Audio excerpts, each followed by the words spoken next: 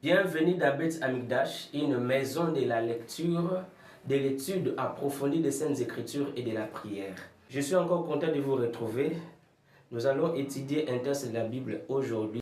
Alors, c'est dans le livre de Genèse, chapitre 4, le verset 9. Je lis pour quelqu'un. L'Éternel dit à Caïn, « Où est ton frère Abel ?» Il répondit, « Je ne sais pas. Suis-je le gardien de mon frère ?» C'est la question que le monsieur Caïn va poser à Dieu. Je peux dire c'est un impoli ce monsieur. Alors, suis-je le gardien de mon frère?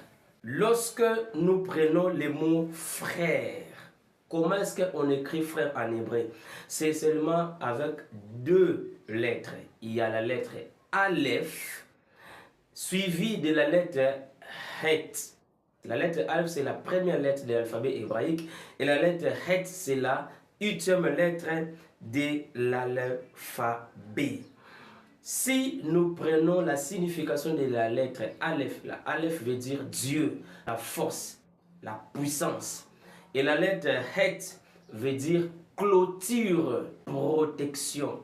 La lettre Het veut dire refuge. Alors, si nous faisons la fusion de ces deux significations, nous allons avoir l'idée sur le mot frère, que le monsieur Caïn n'avait pas compris. Qui est un frère? Un frère, c'est une force qui clôture, qui protège, qui permet à ce que l'autre soit couvert, l'autre ne soit pas exposé. Donc, quand Caïn pose la question à Dieu, remettant en question le mot frère, c'est-à-dire il ne savait pas son rôle. Dieu, quand il a posé la question à Caïn, où est ton frère? Il voulait dire que tu as le rôle. Quel est le rôle? De protéger. Tu es cette force qui protège ton prochain. Tu es cette force qui protège Abel.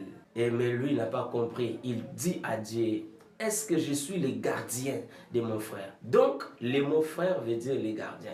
Si tu veux savoir plus sur l'alphabet hébraïque, sur l'hébreu biblique, tu n'as qu'à nous suivre. Et je te dis que tu es le frère, tu es le gardien de ton prochain, tu es le gardien de celui qui est à côté de toi. C'est toi qui es censé protéger Abel.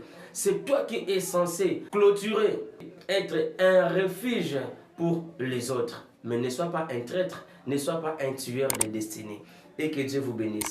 Suivez-nous dans le cadre de notre cours exégèse biblique et abonnez-vous dans notre chaîne pour plus de connaissances. C'était votre frère Israël Maleba, l'un des enseignants dans Beth Amikdash.